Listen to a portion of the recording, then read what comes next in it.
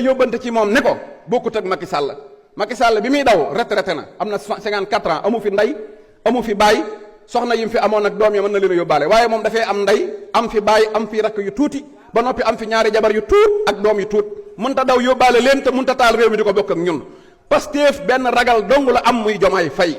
bis bu déclaré xeex ak ñun billaahi wallaahi wa tallaahi duñu arrière yootaa nan xeexeeg Macky Sall ba buddi ko sànni andi ko ci pale bi noonu la ñuy xeexeeg moom ba buddi ko sànni teg fi ki nu saf li wóor te wér mooy moom bu ma nee jàkkaarloog Mimi Touré ne ko yow maa la fal démb nag baal ma balaa maa sama temps wa jeex démb ñu bari dañoo gis Sonko ak Diomaye taxaw ñu ne waaw lii parce que bu fekkente ne yow boo demee ba bébé yi jàng école boo leen recevoir yow Diomaye boo taxawee ñu ne ana tontoo Sonko looloo tax Sonko di génn di ñëw ci daje xale yi ñu dajal waa nag dëkk boo xam ne xale yi sax buñ gisee Diomaye ne ko ana Sonko boo ñëwee ci seeni baay naan man Sonko defalu ma dara loo mun ta naxe gone jëf a jéem a naxe baay ba li Sonko def ci réew mi ñépp xam nañ loolu mooy li wóor nee ko su bëggee am jàmm ci réew mi na respecté Sonko te ànd ak moom te respecté Pastef bu ko neexee nag mu bàyyi Abdourahmane Diouf di ñu saaga waaye li ko wóor mooy bu bal bi bombardé woo moom doo nga ciy dee wasalaam